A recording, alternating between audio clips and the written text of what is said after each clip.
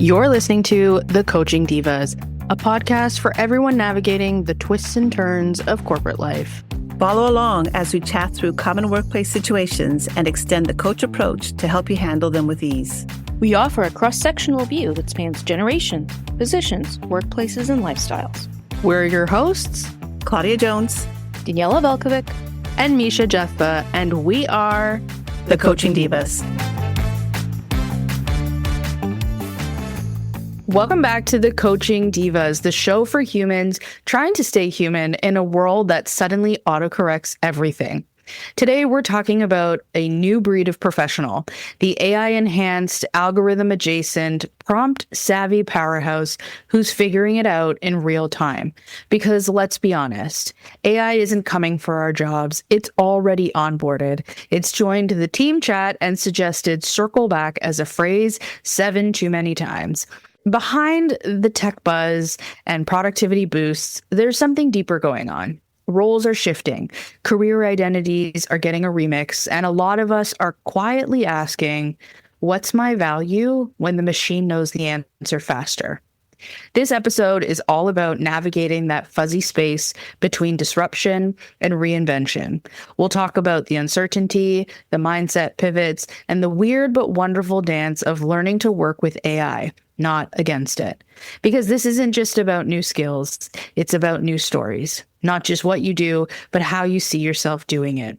So let's dive in. I think the key thing we have to remember in all this is that AI is not going to go away. And we have to remember, too, that AI is a tool, an aid. So let's learn how to use it and not fight it, because it's not going to go away. Yeah, I was just taking a moment to reflect some of our warm-up conversation.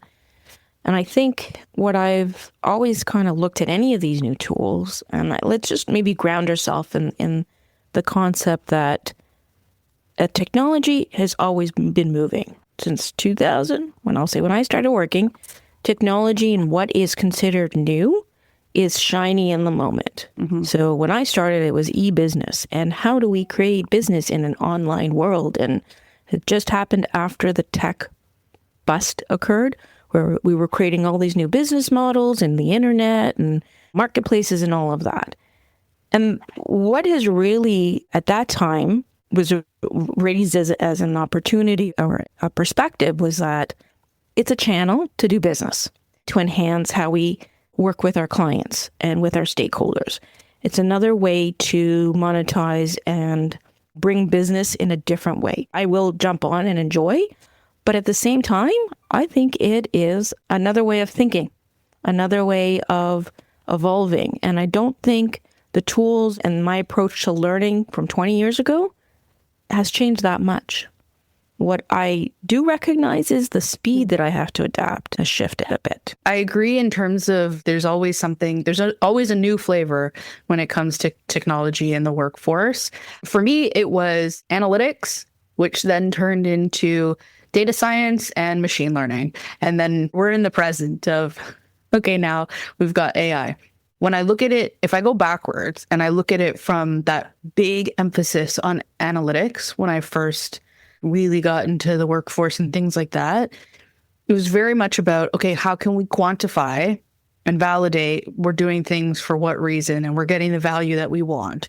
Now they've taken that, and when you throw on data science to that, you throw on machine learning, AI, all of it, it's more of this, we want to try and guarantee some type of accuracy. We want to try and speed up how quickly we can get to an answer. And depending on the type of job you have, some jobs don't have a definitive answer. Mm-hmm. And so it's interesting working now in a workplace with AI and finding that balance for yourself. And I think, Claudia, you had said it of, yes, in our warm-up chat, we said aid. Like, this isn't a replacement, it's an aid. But how do you learn to work with the aid? Yeah.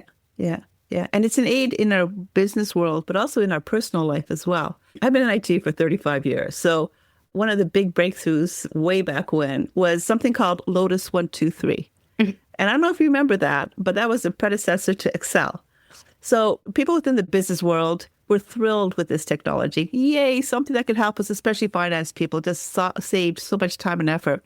But the general public had no idea what it was. It wasn't out there.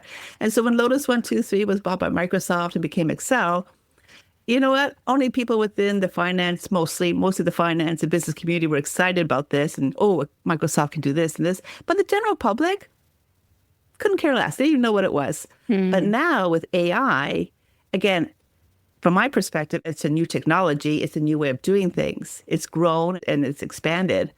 But it's not just the business community that's excited about it. It's people in the outside world. Everyone's excited about it. So how is it that we went from having a cool tool like Excel, which really revolutionized finance in a whole lot of ways, but only finance people were excited about it, to now we have a new technology, but everyone's talking about it. So I find that part is really fascinating, how technology has become part of our everyday world. How do we know what we see is it real life or is it AI? Yeah. And I find that always, again, is it a tool? Is it an aid? Is it taking over? I don't know. So I'm going to bring us back to what came out in 2006, 2007. Sure. Social media. That to me, Yes. so if we think about transitions in the business context and what we need to do as skills versus the personal context or everyone outside of work, social media and how Facebook came on to, first it was the early adopters, I'll call Misha's generation, came onto it and decided to start playing with it and having a profile and poking each other and all this stuff. And then I watched the older millennials jumping on it faster. And then I saw my generation, Gen X, and I'm like, oh my God, I haven't talked to that person since I was in grade school. And you created all these groups and all these things. And then you started seeing how all of this information and data is curating your life. And pictures came up from who knows where. And then that evolved to other social media platforms. And someone that's a truist in all of the social media will say, no, but MySpace was the original. Again, all of these tools, I think, have been a bit of a journey as we have learned to recognize that our lives are not just a one-dimensional e-commerce website that we go to get information about something, book a trip, buy something. Very straightforward from Amazon or a book from wherever. So I think when we use the example of Lotus 123 becoming Excel, we couldn't relate to it as a human. But the moment social media started coming into play and I can curate my life online so you can see what I'm all about and then take it further to playing with all of these different tools, now we've completely shifted our way to adopting technology because it's an extension of our own personal selves. And so for me, I think when I think of how ChatGPT became so popular, it was another extension of us sharing our knowledge. I need to plan this kind of trip to here. And you go into this tool, now you can take that information and populate it through all these other sites, right? So it's, I hate to say it, Word, a lot of those processing type of tools like Excel and Word, and we're not giving us that capability to really get out of that. ChatGPT allowed us to start curating and taking all of what we do and producing it faster in a way that we can share it with our social networks. To me, it's almost like a natural extension of my handwriting to some extent. I can just publish faster. That's what sparked for me as an interesting analogy. I'll say it that way. It's interesting because I feel like with the introduction of ChatGPT, it put it into our hands. But I love the fact that you brought up social media because I don't think people have recognized that AI was being pushed to us for a long time before we actually could use it ourselves and use it on a mass scale. Social media is a fabulous example of that. Anytime people talked about the algorithm, the Instagram algorithm, TikTok algorithm, that is AI. That is a machine Facebook algorithm. Yeah, that is a machine learning your habits, making a decision, and then showing you content and curating a feed for you.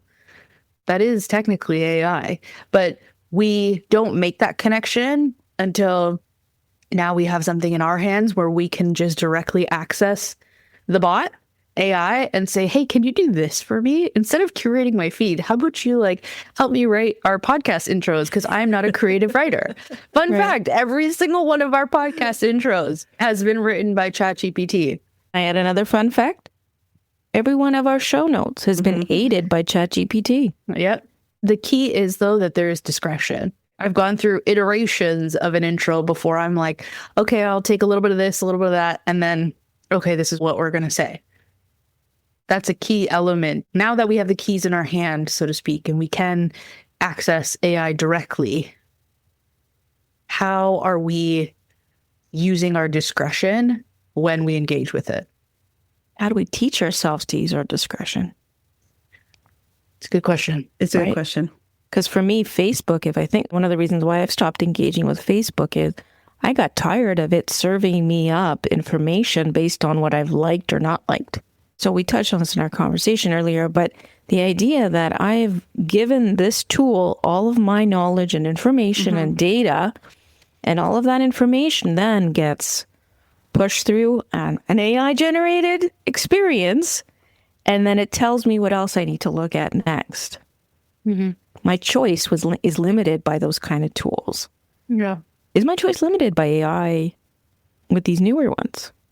So in the case of ChatGPT and using it, I don't think it's limited. I definitely think it can provide you a lot, but you have to be in the driver's seat.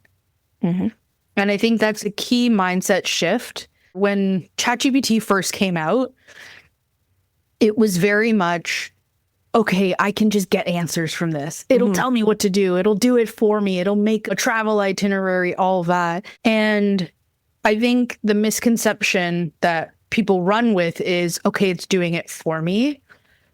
But truth be told, like, if you're going to use anything that comes out of that, you still have to be a decision maker.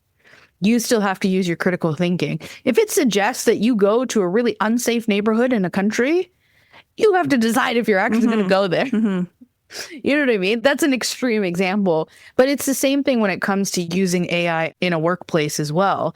You can ask it to write you an email, in our case, our intros, our show notes together, but it also comes down to, okay, are you going to take the first response it gives you and run with it? Are you going to gut check to verify, hey, is this how I speak? Does this satisfy the audience this email is going to? Does it address the needs? Why am I actually sending this email? What is my objective? And is this like output satisfying that objective? We as humans still need to be in the driver's seat when it comes to using AI. And I think that's probably a misconception when people think about ChatGPT and they're like, yes, ChatGPT will do it for me. And it's actually no. It's only going to do it for you based on how good your prompt is, how specific you are, but then also your critical thinking when it outputs for you. Do you think the 20-80 rule applies here? 20% of the time do 80% of the work, but last 80% of the time do 20% of the work? Because now by throwing this prompt at ChatGPT, you are saving some time because you are not looking at a blank page anymore, right? It actually has a starting point for you. But maybe that's 80% of the work is done in 20% of the time, but now you still have work to do. Yes. And maybe that work, is only maybe 20% of the work is left to do, but it may take you maybe not as long a time, but perhaps 80% of that time to do all that tweaking, that fine tuning, to make sure it still sounds like you, make sure the proper message is getting across. Because you do have to consider who your audience is. You do have to consider, does it sound like me? If you do send something out that's just generated with ChatGPT and has a very strong AI feel, what's your audience going to think? Thinking, oh, geez, they don't have enough respect, let's say, or courtesy to spend enough time to actually pull something together that they believe in. They just use a tool. I could have done this myself. So why am I listening to this individual? You can lose your audience in doing all that too. So the repercussions is not just getting the work done. The repercussions is, how am I coming across? And what message am I sending? I think that's a great point. I think the other layer to that is, at least in my utilization of chat, it decreases, if we're talking about productivity, it decreases the volume of iterations because it is faster from a timing standpoint. But I don't think it decreases the need to, number one, I'd be aligned back to the purpose. And anything that I'm producing, does this hit the note of what the audience needs to understand? If I'm running a workshop, I've utilized it to help me format the workshop and come up with ideas on how do I actually run this workshop. But ultimately, before I even take that content and put it into PowerPoint, yes, that's my process. each slide that I'm producing, I am going through it critically to make sure I'm comfortable with the tone. I am making sure that the exercises, like the icebreaker that I've asked AI to help me produce, is it really going to land with the audience? Is it really going to create the engagement and the enjoyment? And someone might say, well, that's your bias coming up. Well, actually, no. There is a part of me, because I understand my end consumer. I understand what's important to them. And I also understand what they don't enjoy. So for me, AI can produce 5 different ideas. I may actually combine 2 because I know that it's going to be more meaningful. So for me, I think, and for those that are, trying to figure out how to adopt these tools into your own work, there is a layer of aiding your creativity. I will say that. Because sometimes you can run all the Google searches you want, give me the newest, and I know Icebreaker is one very, very simple example, but at the end of the day, we've all gone through different icebreakers. Maybe we want something original and different. This is where AI is a great thought partner to support that production. So I think from a productivity perspective, there is that angle as well. And you're decreasing the amount of review time. So I may not be such a great writer. And in the old days, I would hand it over to someone that's better at editing and they may clean up some things. AI has helped me actually refine my tone. So if my tone comes across as direct, boring, monotone, one layer, because it's very bulleted, I'll take some content, put it into chat and say, enliven this up so it's a little more engaging. It'll help me come up with some words and some phrases, but it'll keep the core context there. So at least that is a little bit more interesting. So I'm not spending half an hour, trying to come up with that same kind of lightness, but rather 10 minutes.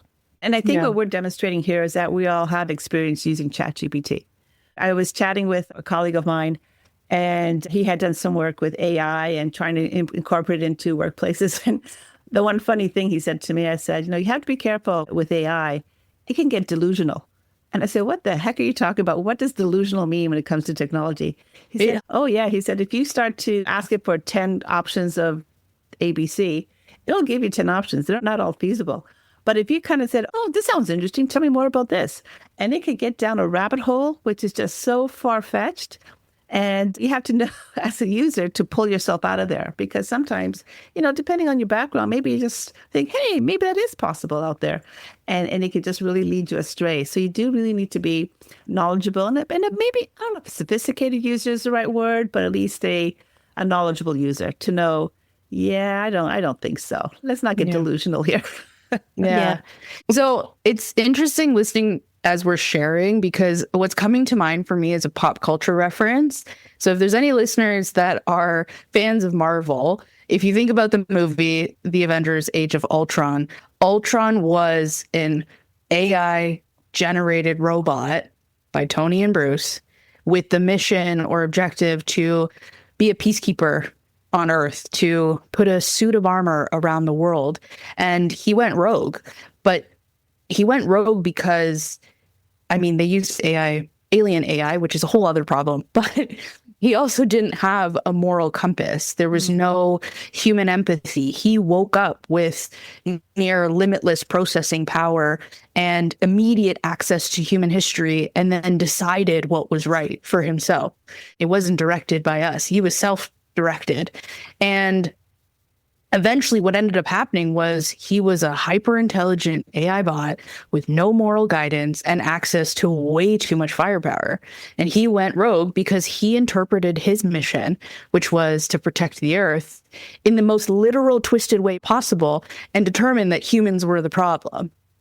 And so if you take that very extreme pop culture reference of us just blindly trusting something that was created by AI with no self-directed, self as in human, directed learning, no empathy, no moral compass, you are going to have something that, hallucinates and comes up with its own ideas, but it also will kind of take the keys and run with it.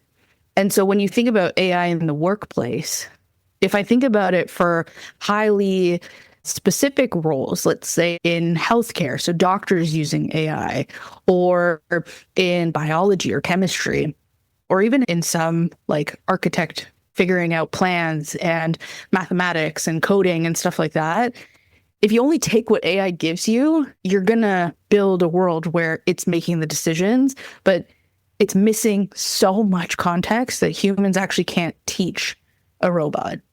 And I think you've touched on that moral conversation that's been brought up over the past year between tech leaders and how, as Western society, and I'll use that expression because they're the ones that sort of set the path for it, how, societies need to be thinking about what does it really mean for these tools to come into place. And I think we as employees who have to adopt this tool have to recognize and trust that our leaders and organizations are choosing to implement these tools not to cause us to do things inappropriately, but to use them appropriately.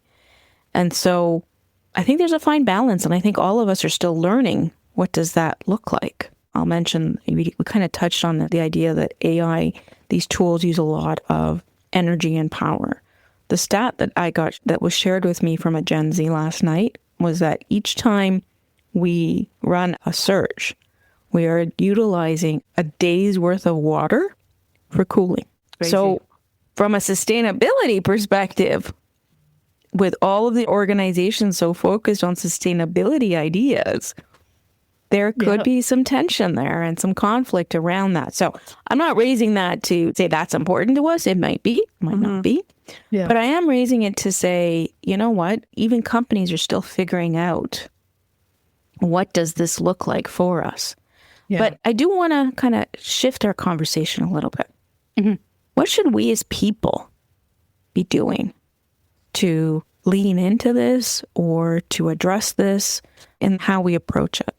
Because I will say it, I mean, right off the bat, if you're not willing to adopt a new tool, you won't be looked at necessarily in a positive light.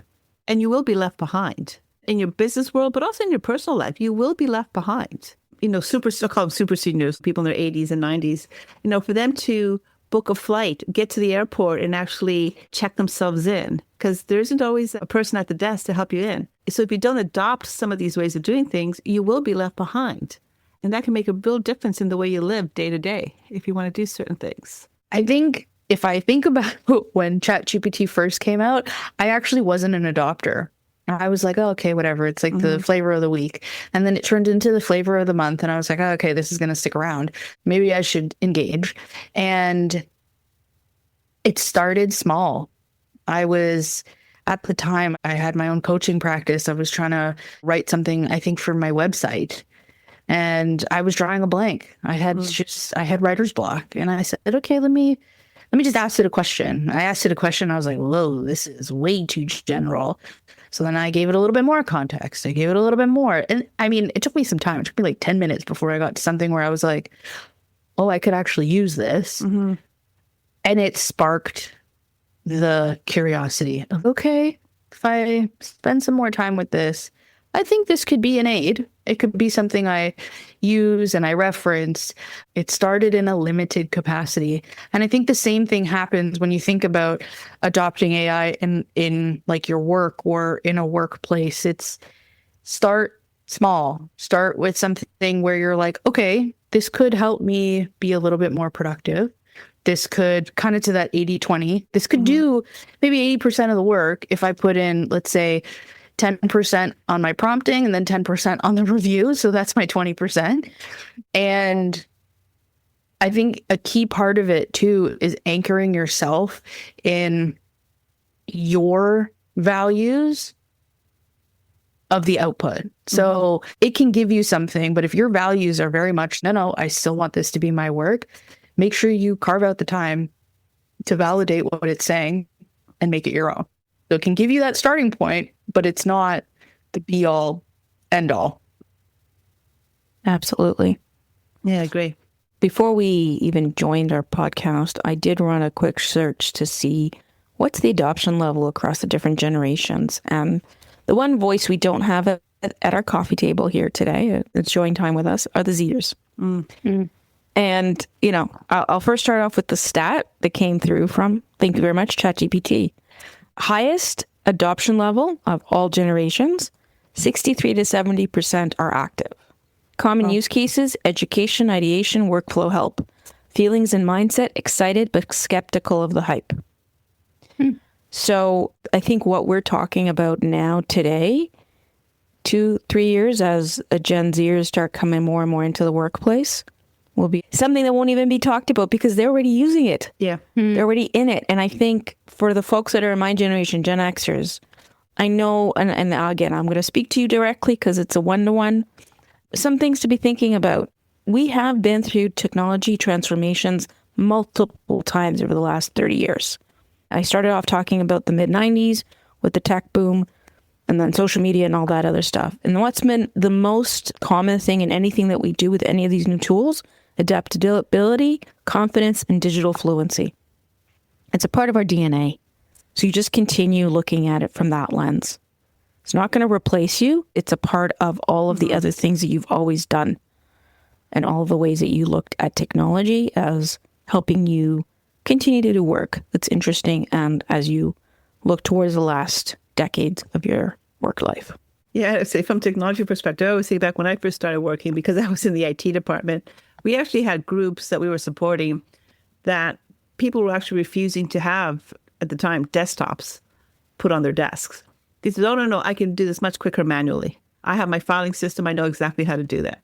So it's really quite interesting saying how when I first started, we had to convince people, no, you need technology. You need to have a desktop just to help you get things done. To now where people walk in, the first question they ask is, where's my laptop? Where's my phone? So it is interesting in a lifetime how the perspective of technology has changed. And to your point, Daniela, I mean, the new workforce coming in now is just a given. It's just a given. And I think they're aware enough and smart enough to know that it isn't the end all and be all that will give me the 80% that I need, but they do have to put their voice on it. And I do believe that they know that going forward. So there's no fear of the new technology, but there is with some other older generations for sure. So yeah, I think this is a great spot to just kind of do a little bit of a wrap up and just kind of discuss what are we coming away with this. I can go first. I think about in our intro, which was written by AI, one of the questions that came out was, what's my value when the machine knows the answer faster? I think if you are someone in the workforce who is using AI and you're being challenged by that question, to me, your value is in seeing AI as an aid. It's not a replacement to you. Mm-hmm. And so your value is in your critical thinking, your judgment, your decision making, knowing how to use the tool to get an answer, not the answer, because the answer comes from you, comes from your judgment. But you know how to engage the machine to give you a starting point. I think that's the key value, to use it, but it still has to be driven by a human. Mm-hmm. It still has to be driven by you. And it can find you efficiencies. It can find you productivity gains, all of that fun stuff. But you are still in the driver's seat. And I think that's a key mindset shift and pivot when AI is integrating itself so heavily now into our workforce and our workplaces that it's not replacing you. It's an aid to you. It all comes down to you understanding how to use it for your benefit. I think if I had to kind of distill everything we've talked about here and bottom line it, there's 3 things come up for me. 1, keep your digital fluency up. It's important. It always has been for those of us who've been working through the different technology changes and switches. Continue to be digitally fluent. Don't say no to any training when it comes to any of these tools. Be curious is the second one. Stay curious. Curiosity is what got you here. Curiosity will take you further. And remembering at the end of the day that these are all tools. And then 3, it's something that came up that I thought was really, really powerful. AI is going to change how departments interact and will change roles and will change definitions around what people do. Don't be resistant to that. See how you can embrace it. Recognize that roles and jobs may be shifting and you may have an opportunity to lean into a new role. But again, your digital fluency is what's going to keep you having transferable skills as AI continues to permeate and change how we do work. Excellent. Yeah, I really can't add much more to that other than maybe, use a tool, but trust and verify. Thanks for listening to The Coaching Divas. If you've enjoyed this episode, leave us a review and follow us on Instagram at The Coaching Divas. Your ratings and reviews help more people like you find our podcast. Don't forget to subscribe and share this episode with someone you think would love it. Until next time, we are Claudia Jones. Daniela Velkovic. and Misha Jethba, the Coaching Divas. If you're going to coach, might as well coach like a diva.